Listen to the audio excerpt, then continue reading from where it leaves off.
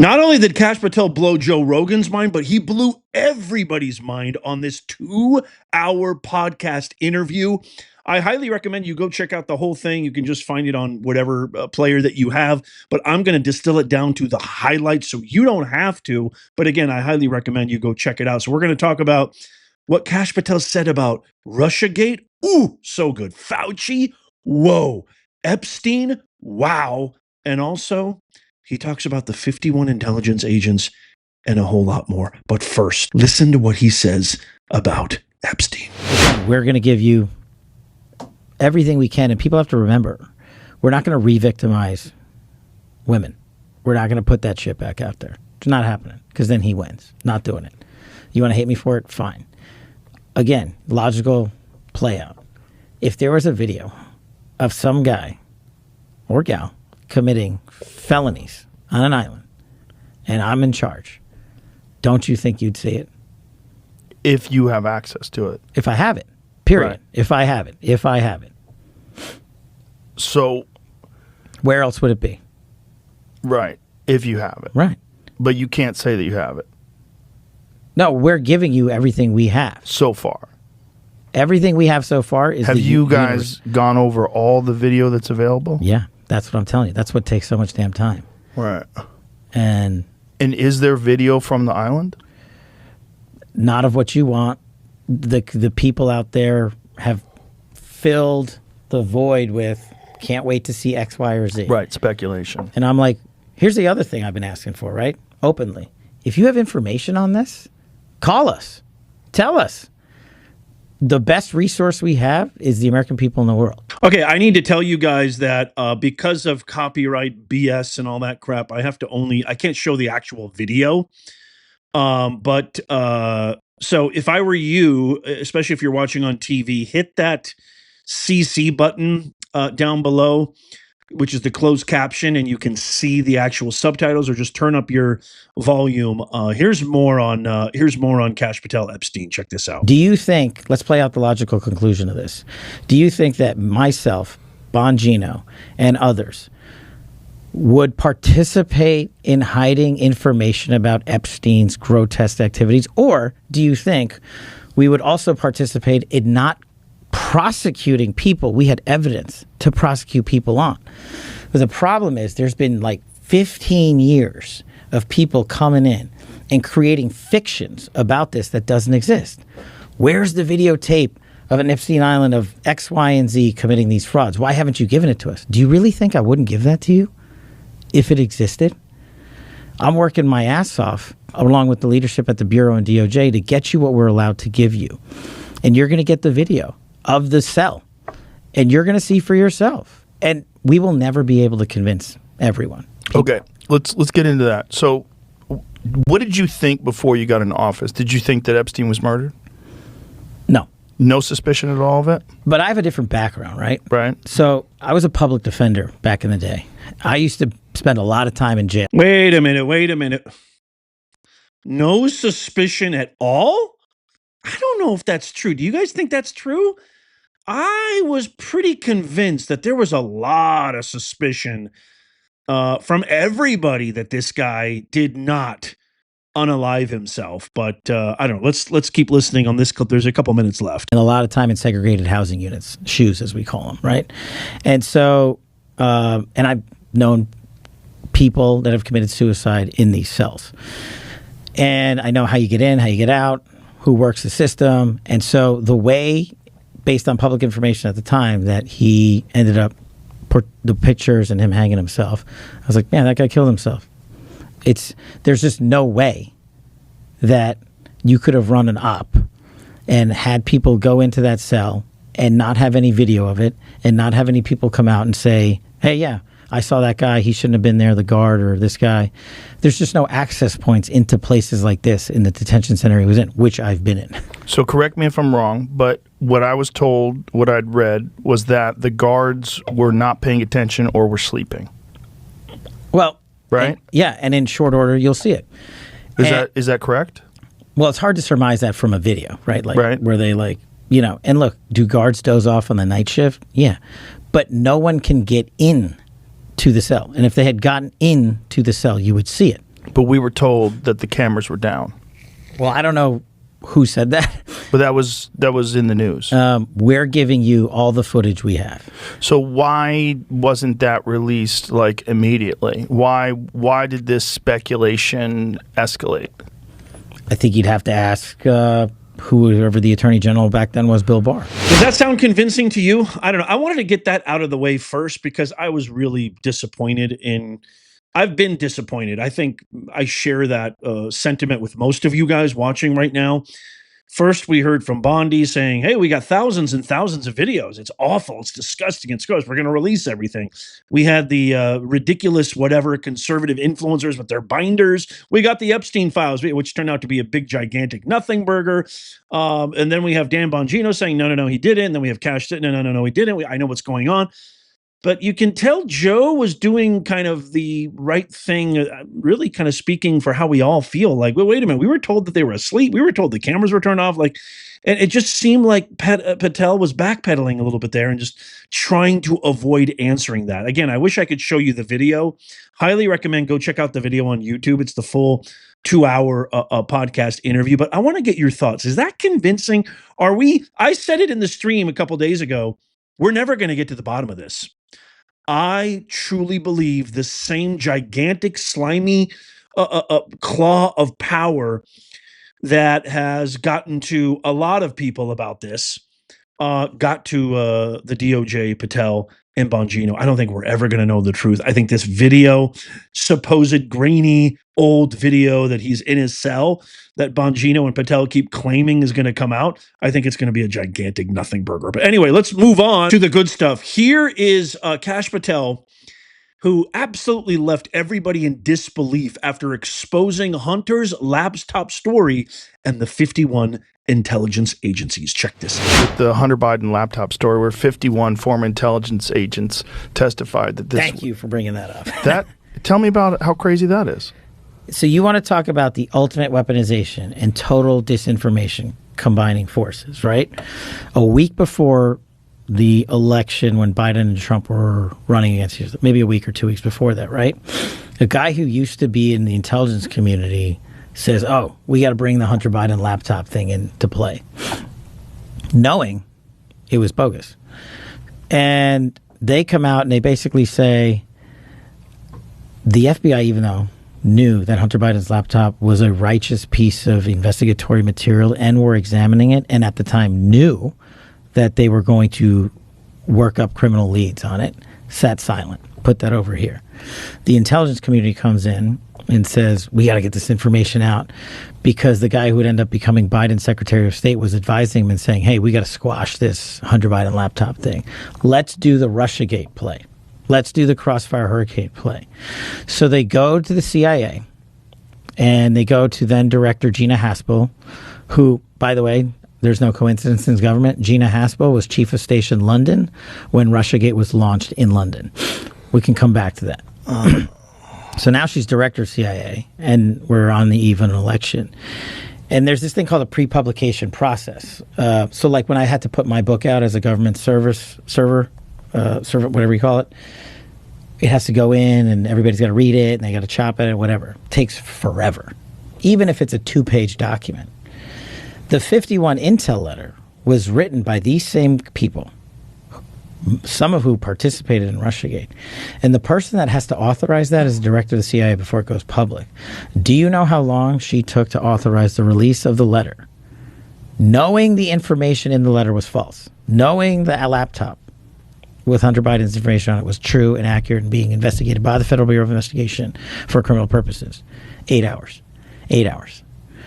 They released that barrage of disinformation for 8 hours. And what do? We've spent the last 4 years proving up, and we've got more information coming on that too, proving up how those former secretaries of defense, CIA, NSA, deputy directors of the intelligence community all came together to politicize intelligence once again, because they got caught on Russiagate and don't care. And they wanted President Biden to win so badly they were willing to lie to the American people. And they did it again. That is so insane. It's so hard to believe because it's so corrupt and coordinated. The fact that 51 people will be willing to do that. And they've doubled down on it. They keep doubling down on it. How are they doubling down? In what way? They've been asked in the years since. They've been like, hey, actually, do you remember the time where Hunter Biden got charged in 2 separate felony federal indictments? Right. In 2 different districts? And they're like, no, we stand by our... Like, the people that signed the letter have said, we stand by. It's a dirty, dirty, rotten business. They double down on everything. They double down on all their lies. We're never going to find out the real... we're never going to get an apology from these people. Never. We're never going to get an apology from people. Do you guys think we will? I don't think we will. Oh, my goodness. Okay, this next clip. Holy mackerel. I love that. I think that one might be one of my favorite clips. Kash Patel in this next clip confirms what the media called conspiracy. Remember they called us conspiracy theorists? Biden's border invasion. It wasn't a mistake. It wasn't a blunder. It was intentional. What? I'm baffled to try to come up with any kind of an explanation why anybody would let known or suspected terrorists into the country and just let them loose. I mean, when you, I mean, I know you can't speculate, but when you take office and you realize all this is going on, like what is going through your mind? Like, how are you processing this? Like, is this pure incompetence? Is this malice? Is this a foolhardy adherence to ideology and just to completely ignore the danger that they're putting the American people in by doing this? It's intentional. The intentional decision was when you're going to let in, 9 million people? A lot of them are going to be criminals. A lot of them are going to be TDA. You saw what they did in Colorado. A lot of them are going to be MS-13.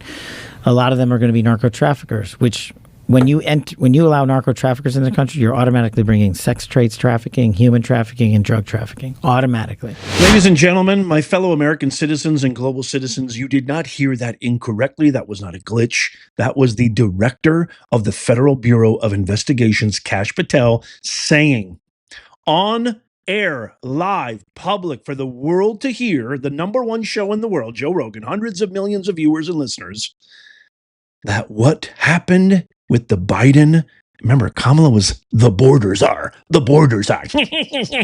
Oh, we got so lucky, America. On air publicly saying that border disaster, the worst crisis in American history, was not an accident. It wasn't some ideology. It wasn't by mistake. It was intentional. Confirmed by the director of the FBI. Think on that. Let that sink in. Okay, it just gets better and better and better. Here is Joe Rogan's mind being blown again, and all of ours, as Kash Patel talks about how the legacy media, the corporate propagandist media, colluded with the FBI on Russiagate. Listen. Let me give you Russiagate in 90 seconds. Okay.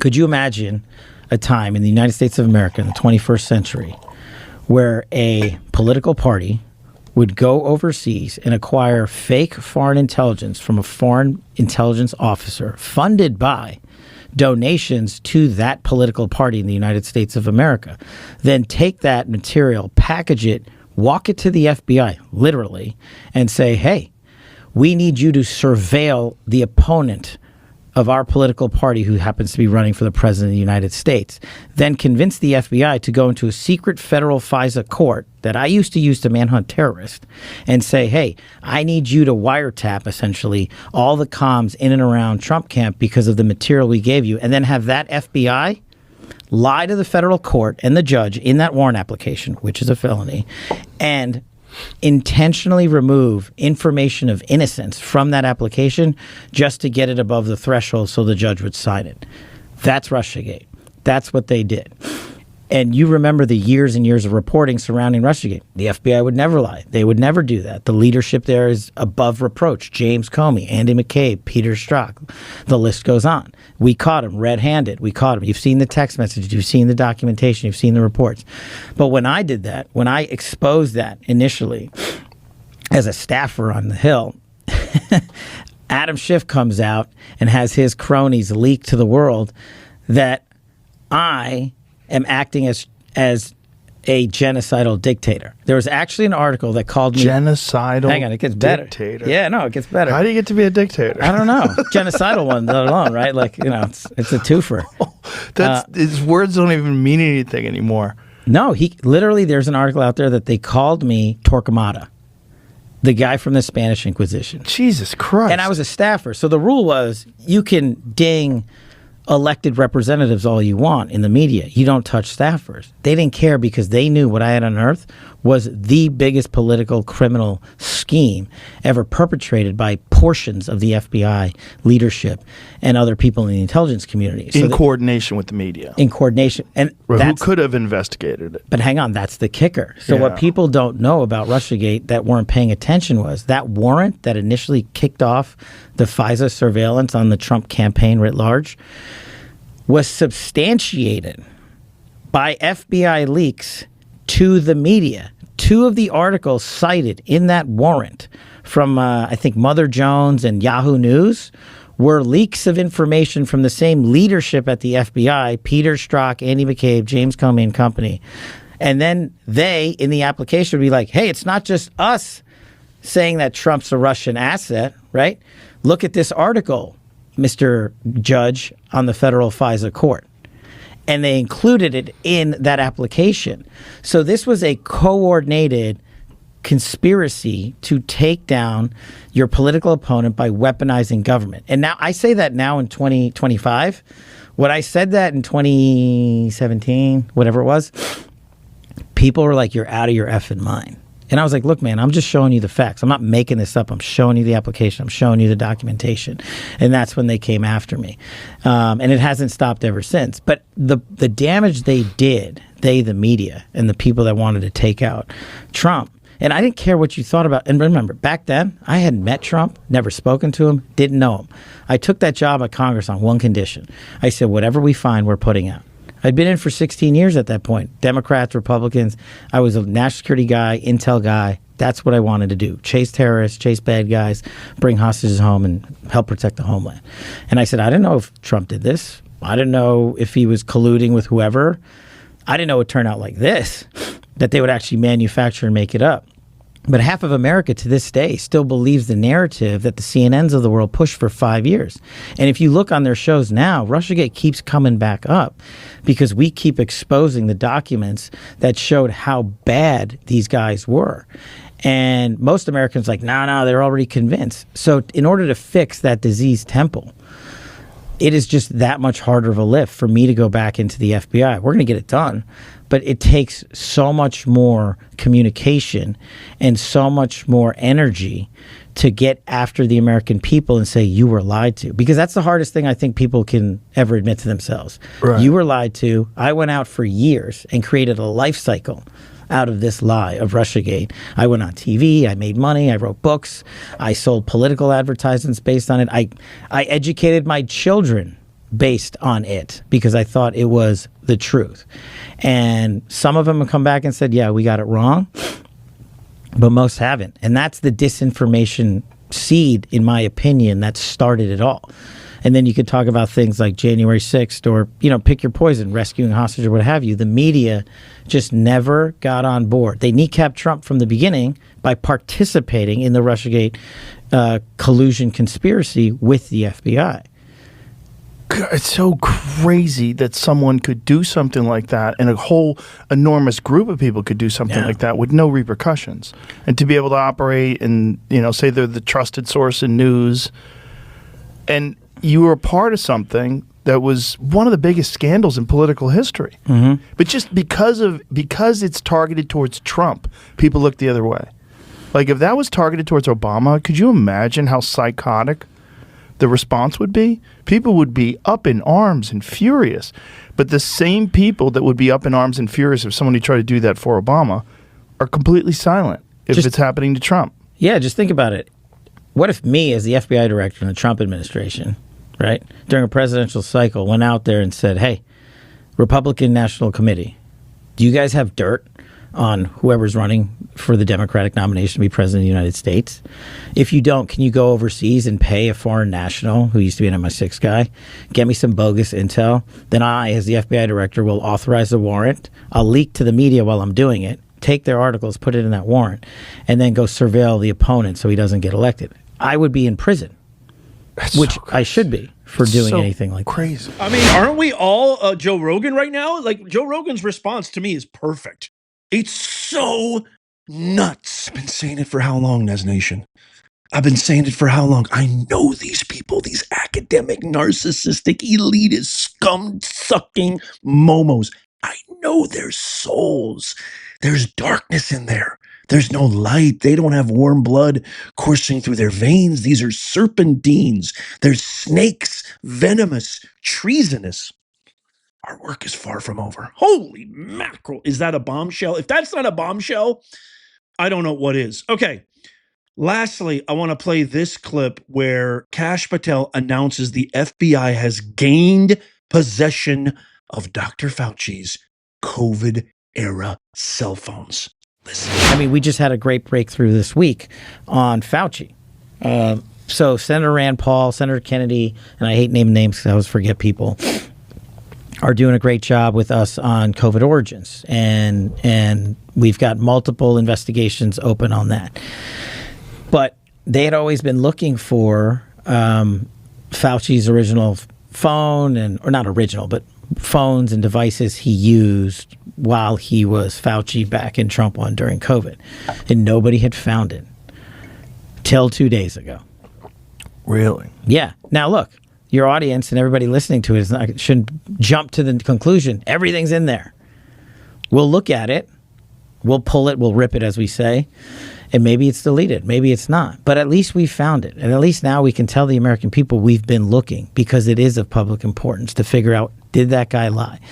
Did he intentionally mislead the world and cause countless deaths? We owe those answers to the American people. And the best evidence ever is always the people's evidence who created it.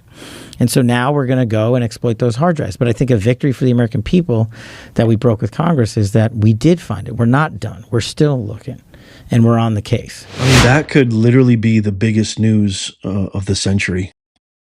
To find out exactly, I mean, how many millions and millions of people died during this COVID, and how many countless millions traumatized, affected businesses, people lost billions, trillions of dollars, small businesses. I mean, you name it.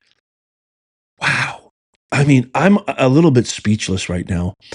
Some of these claims, everything that these guys are talking about is, and everything Kash just divulged, that's a mind bender and a half. I can't wait to read your comments on this. Let me know what you think in the comments down below. That would explain the pardons, wouldn't it? And now there's investigations that even, was he pardoned rightfully so, or legally? Was he legally pardoned because of the auto pen? Holy mackerel, the conspiracy, the treachery, the duplicitousness, the lies. We're drowning in it. And maybe, just maybe now, we can finally drain the swamp. I see you eyeing this amazing one-of-a-kind made in the USA hat. You can get it in our shop in the link down below. If you love America, tap that thumbs up. Check out these videos coming up on the screen right here, just in case you missed them. You can tap them right there. Tap my face right there to subscribe and follow. It's absolutely free. And as always, may God bless you, and may God bless the USA and all who defend her. I'll see you soon.